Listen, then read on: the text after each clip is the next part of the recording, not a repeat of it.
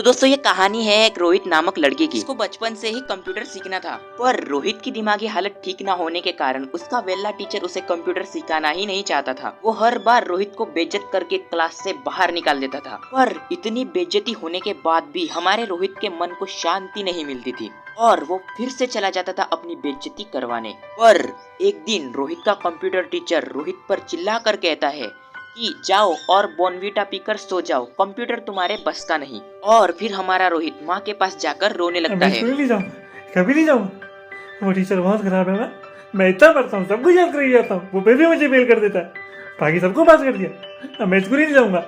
फिर किसे फेल करेगा? नहीं जाऊंगा मैं। और नहीं जाऊंगा। उसके बाद रोहित की माँ उसे ले जाती है बाबा फोरजी ज्ञान के पास और बाबा फोरजी ज्ञान उसे बताते हैं कंप्यूटर की सच्चाई के बारे में। तो मैं हूँ आपका दोस्त कार्तिक उर्फ बाबा फोरजी ज्ञान। दोस्तों आज की वीडियो में हम लोग बात करने वाले हैं इंडियन कंप्यूटर की हिस्ट्री के बारे में। भारत में कंप्यूटर युग की शुरुआत कब हुई और साथ ही में हम लोग बात करेंगे कि भारत का ऐसा कौन सा कंप्यूटर है जिसने सुपर कंप्यूटिंग शो में लगभग सभी देशों के कंप्यूटर्स को पीछे छोड़ दिया। तो चलिए समय में थोड़ा पीछे जाते हैं। तो ये बात है 1952 की, जब भारत में कंप्यूटर युग की शुरुआत भारतीय सांख्यिकी संस्थान इंडियन स्टैटिस्टिकल इंस्टीट्यूट कोलकाता से हुई और इसी ISI में सन 1954 में भारत का पहला स्वदेशी इलेक्ट्रॉनिक एनालॉग कंप्यूटर सुमरेंद्र कुमार मित्रा और उनके साथियों ने मिलकर बनाया।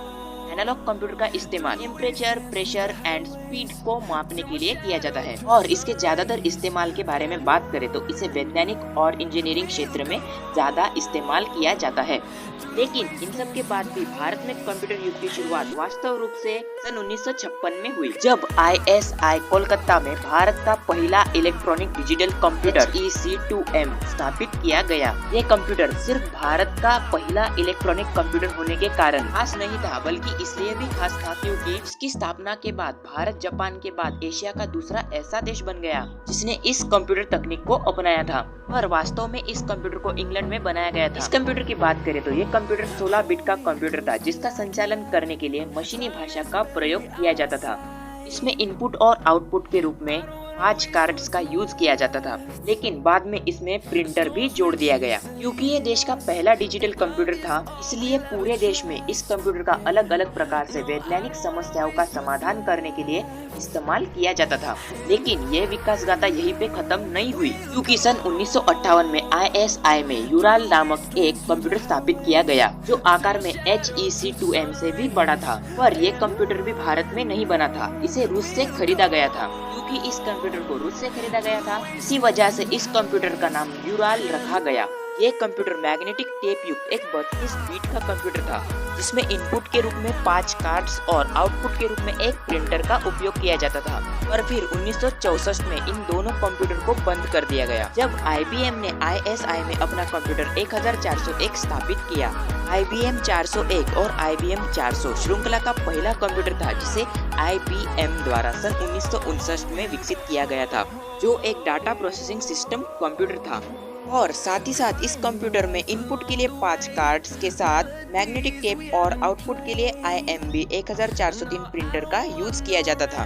पर इन तीनों यानी कि HEC2M, यूराल और IMB 1401 में एक समानता थी कि ये सभी कंप्यूटर भारत में विकसित नहीं हुए थे, इन्हें दूसरे देशों से खरीदा गया था। और भारत में विकसित किया गया पहला कंप्यूटर था ECU। इस कंप्यूटर का विकास सन 1966 में 2 संस्थाओं ने मिलकर किया था, जिसमें पहला था भारतीय सांख्यिकी संस्थान यानी कि ISI और दूसरा था जादवपुर यूनिवर्सिटी, जिस कारण इस कंप्यूटर का नाम ECU रखा गया। और जो पहले के HEC2M और यूराल ये दोनों वैक्यूम ट्यूब युक्त कंप्यूटर थे और ECU एक ट्रांजिस्टर युक्त कंप्यूटर था। इस कंप्यूटर का विकास भारतीय कंप्यूटर तकनीक के लिए बहुत ही इम्पोर्टेंट माना जाता है। और आखिर में हम लोग बात करेंगे परम 8000 के बारे में, जब अमेरिका ने भारत को अपने सुपर कंप्यूटर बेचने से मना कर दिया। फिर उसके बाद 1988 में डिपार्टमेंट ऑफ इलेक्ट्रॉनिक्स और उसके डायरेक्टर विजय भटकर की अगुवाई में सीडैक की स्थापना पुणे में की गई और सीडैक के वैज्ञानिकों ने जी जान लगाकर 1990 में सुपर कंप्यूटर का प्रोटोटाइप मॉडल बना लिया।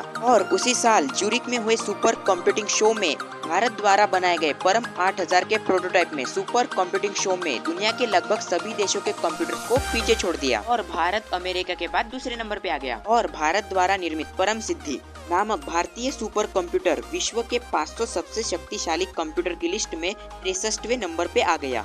और भारत के वैज्ञानिकों ने ये साबित कर दिया कि हम किसी से कम नहीं। दोस्तों आज की वीडियो में इतना ही। उम्मीद करता हूँ कि आपको वीडियो अच्छी लगी होगी। अगर आपको वीडियो अच्छी लगती है तो प्लीज लाइक करो और चैनल पे नए हो तो यार सब्सक्राइब करो। दोस्तों मिलते हैं अगली वीडियो में, तब तक के लिए बाय बाय।